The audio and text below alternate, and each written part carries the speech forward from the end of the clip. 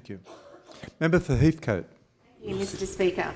My question is to the Minister for Skills, TAFE and Tertiary Education. This week marks National Careers Week.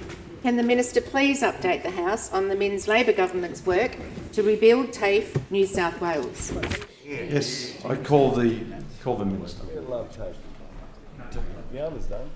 We do love TAFE. Thanks very much, the Minister for Emergency Services. And can I thank the member for Heathcote for her question.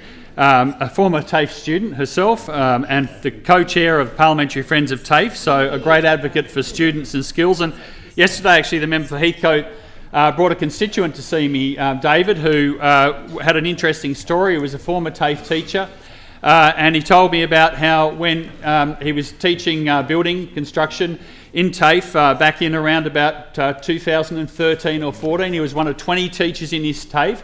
And for some reason, the number of teachers teaching that course was cut down to 7 in that area. And so he lost his job.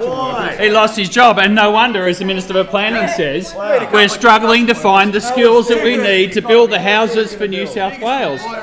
Because the former government simply didn't invest. They saw that as an area where they would simply cut based on an ideological position. So also in the Heathcote electorate, I'm very pleased to note that there's been over 2,300 enrolments in fee-free TAFE since that program began, and it's great progress. The National Careers Week is an important time to acknowledge the choices that young people have as they head into their working lives, and we focus this year on saying thank you to our terrific careers advisors who work with young people to assist them on their journeys. But we're not just leaving it up to the careers advisors, because of course there's an important role for state and for federal government when it comes to building the skilled workforce of the future. And I'm thrilled that we saw the election result recently with the Albanese government re-elected, and of course the Albanese government won a resounding victory, and of course in doing so they've committed to wiping 20% off HECS debts, $10,000 for apprentices in the construction industry to boost their retention, and of course, Mr Speaker, fee-free TAFE. And that's a vital one. And the alternative, which we heard Member from... for Swansea, Member for Wollongong both on a call. Very worryingly, from the now leader of the opposition during the election during the election campaign, we heard her saying they would not have fee-free TAFE if they were introduced. In fact, she apparently couldn't understand that a number of these courses go for more than 1 year. She seemed to be talking about the fact that she seemed to be criticising them for not all being finished in a year. But, Mr Speaker, the Albanese government has been making the investment, and in fact during the election campaign the issue around skills and TAFE was mentioned in the media over 20,000 times in the lead up to polling day. Member for Heathcote. Seek an extension of time, please, Mr Speaker. 2 minutes is granted. Thanks, Mr Speaker. I'm sure if the Prime Minister did have a TAFE certificate, he would have been waving it with his Medicare card because it was that important in the campaign. Another promise which I was really pleased to see was $78 million to fast-track the qualification of 6,000 tradies across Australia, and that will help us to boost our housing supply by getting more skilled workers onto construction sites sooner by recognising experience and prior learning.